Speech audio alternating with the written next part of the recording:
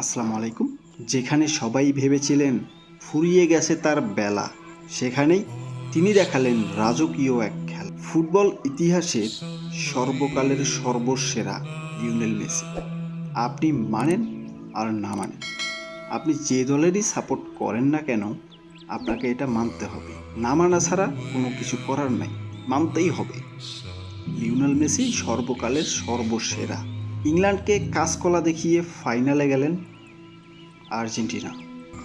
এই ম্যাচে মেসির সাকসেসফুলি ড্রিবল 9টা আর ডুয়েলস 12টা।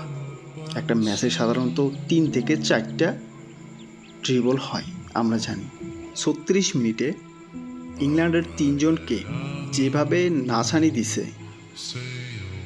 এমনকি হ্যারি কেনও মেসিকে আটকাতে পারেনি। মেসিকে টেনে ফেলে দেওয়ার পর রেফারি তাকে ইয়েলো কার্ড দিছে। তাহলে একবার চিন্তা করে দেখেন, নাকানি চুবানি দেওয়ার পরে প্রথম অ্যাসিড যেটা, এইখান থেকে ইংল্যান্ডের ডিফেন্ডাররা ভেবেছিল মেসি শুট নেবে, একজন ব্লকও করছে, কিন্তু টেকনিকে অ্যানজো ফার্নান্দেজকে বলটা বাড়ায়। সেখানে অ্যানজো ফার্নান্দেজ পুরাই ফাঁকা, অসাধারণ একটি গোল পায়। এইখানেই মেসির বুদ্ধিটা কাজে লাগাইছে, কিন্তু ইংল্যান্ড সেটা ধরতে না পারার কারণে এই অসাধারণ গোলটা হয়েছে।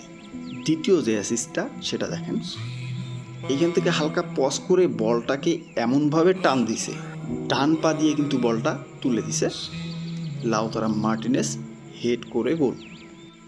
লিও প্রমাণ করেছে 10 মিনিটই তার জন্য যথেষ্ট একটা ম্যাচের রেজাল্ট পরিবর্তন করতে।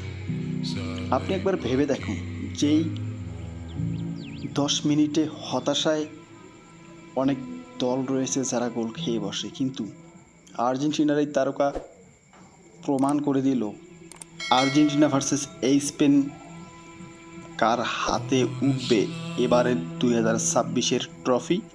কমেন্টে জানাতে ভুলবেন না।